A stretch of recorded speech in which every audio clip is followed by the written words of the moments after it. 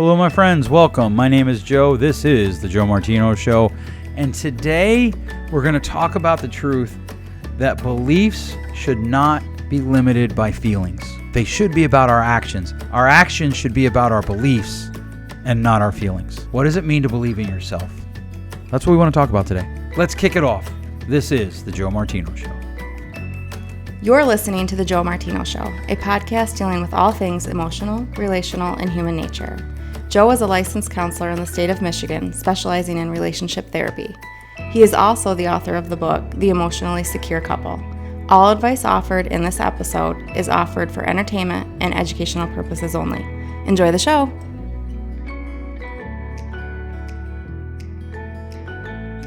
All right. Hello. Welcome back. I hope that this week is going well for you. I hope that your coffee is tasty, or if you are a non-coffee drinker, that your tea is tasty, or if you're an energy drink drinker, that you get better taste buds and better decision-making skills. That was a joke. Relax. But I do want to talk today. This is kind of a 2.0. Last week, I talked about the idea that you don't have to love what you do every day. In fact, even if you love what you do, there will probably be plenty of days that you don't love doing it. If you love what it creates, if you love the outcomes that it creates, if you love the consequences and impact it has on the world around you, that's awesome, but you probably will still not love what you do every day, and that's okay. Today, I want to shift a little bit, and I just want to talk to the people that are tired and weary, and life is just beating you like a storm against a seawall.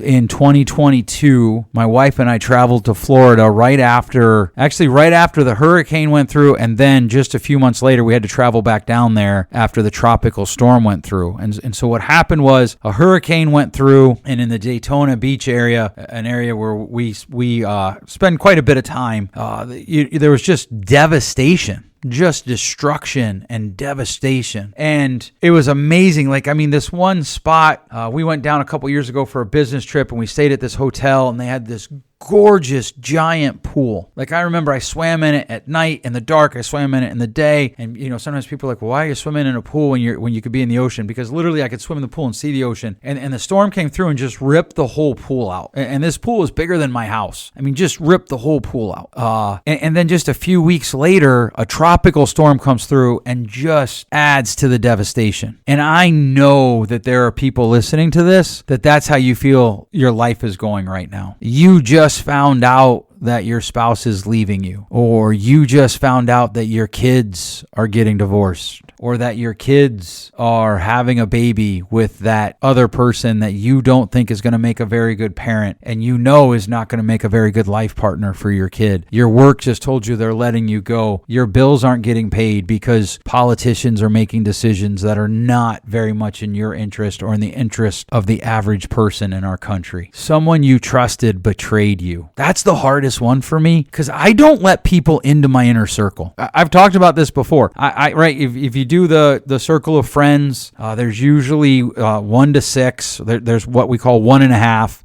Because that person can change over your lifetime. That's your most intimate person, right? That would be my wife. And then 2 to 6, or if you're keeping track, 1.6 to 6. And then I think it's 7 to 15, 16 to 30, and so on and so on. And I purposely keep my circles really small. So if I get betrayed in one of those circles, it feels like a horse just kicked me in the tender nether regions, if you know what I mean. And I know I'm not the only one. I know that there are people, as I mentioned last week, there are so many people that have said to me, man, I'm ready for 2023 to be over. I'm ready for this year to end. Man, this year has been so hard. Not that long ago, my daughter bought a new car. Well, new to us car. It was actually as old as she is. And she got it for college.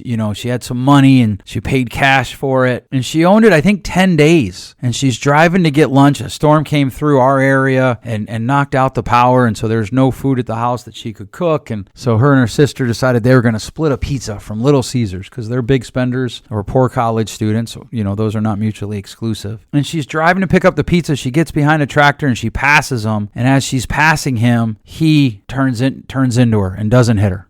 Does hit her. No citations issued, right? And so now her car is totaled because of how hard it got hit, and it's going to be almost equal to what we paid for it to get it fixed. And so her life just got incredibly more complicated as she's trying to figure out college and first semester of college things. And I was talking to a lady who one of her employees made it look like they were doing work, but they just weren't. And so she's trying to fix it all. She's trying to go back and fix it all. And she's like, and some of it I just can't fix. And she's just weary. I was talking to a guy and he said to me, he said, I just don't know what's coming next and it terrifies me. His dad died by suicide at the beginning of the year. His wife died in a car wreck just a few months later. One of his kids got diagnosed, adult kids, but still it's his kid, got diagnosed with a very serious and scary disease a few weeks after his wife died in a car wreck, which was a few months after his dad died by suicide. And he's like, I wake up in the morning and I just have this overwhelming panic. What bad is going to happen today? And I talk to a lot of business leaders who are like, man, my business is just so hard right now. Prices are tripling and quadrupling and just keep going up and up and up, and I don't know how to cover the margins and still pay my people and still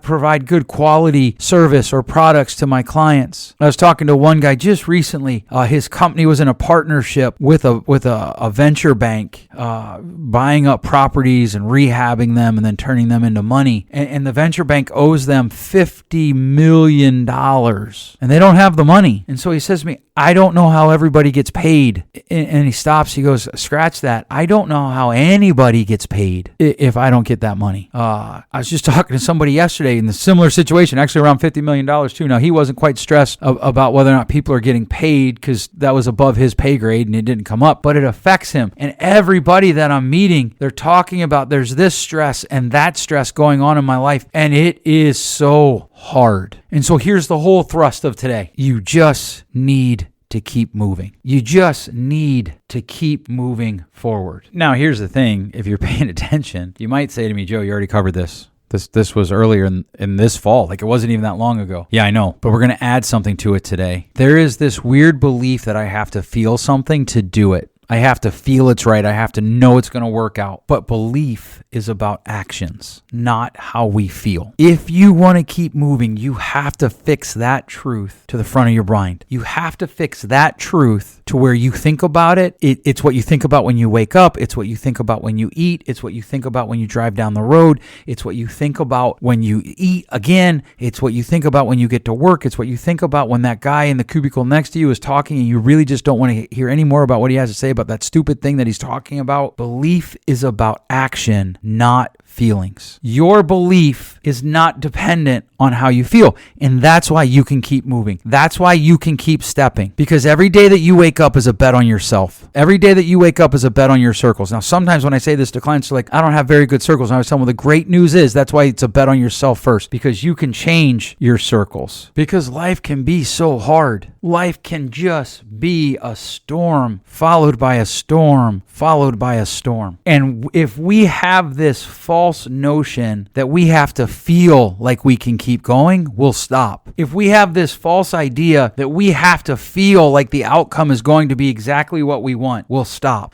If we have this false narrative that it has to feel right, we'll stop. This is one of the reasons that I get so nervous when people are like, if it feels unsafe at all, you just stop. No. That's a good almost advice. You should stop and examine, right? Like, why doesn't it feel safe? Why doesn't it feel like it's going to work out? Maybe you're just tired. Maybe you just haven't been sleeping well. Maybe you've just gone through some really hard things and you're grieving. And a lot of times people say to me, okay, well, what's the strategy? And I always have to say, well, you have to finish that sentence. And like, it is. That's a complete sentence. What's the strategy? And I always say, no, it isn't, because what you're really asking me, I think, is what's the strategy to make this bad go away? What's the strategy to make my feelings feel better? What's the strategy to make things seem better? And the answer is, I don't have one, because the strategy is you endure and you accept the fact that belief is illustrated by your actions. Belief is illustrated by what you do. And what's funny about this is we know that this is true when we talk about things that other people do. When we talk about ways that other people wrong us, we know this is true, right? Because if you have an ex or an ex-friend or a sibling or a parent that continues to do the same things, followed by a, well, I'm sorry, but they don't actually change what they did, you don't put much weight into their sorry. And that's good. Like, you should probably do that. But you have to step back and ask yourself, well, if feelings, right, because they probably feel legitimately sorry. I'm going to make a generous assumption that they feel legitimately sorry. And if feelings don't validate that, then why do feelings get to validate you should quit? Why do feelings get to validate that you can stop? Just keep moving, because feelings don't drive actions. Feelings don't create belief. It's your actions that demonstrate belief. Your actions are the proof of what you believe. And so, yeah, you can rest. You can sit down and say, I need to stop. When I was a kid, I'll never forget, I was probably in 6th or 7th grade. My school had just moved into a new building, and we were in one of the rooms. And for some reason, we had to spend all day in one room, and there wasn't education going on that day. So it was kind of like this free-for-all day. And they had all these books. And so the one teacher was like, okay, you can do anything you want as long as it's read one of the books on the back shelf. And so I grabbed this book, a collection of short stories, and there was this short story about this kid who was doing work in his yard, and he found that if he worked really hard for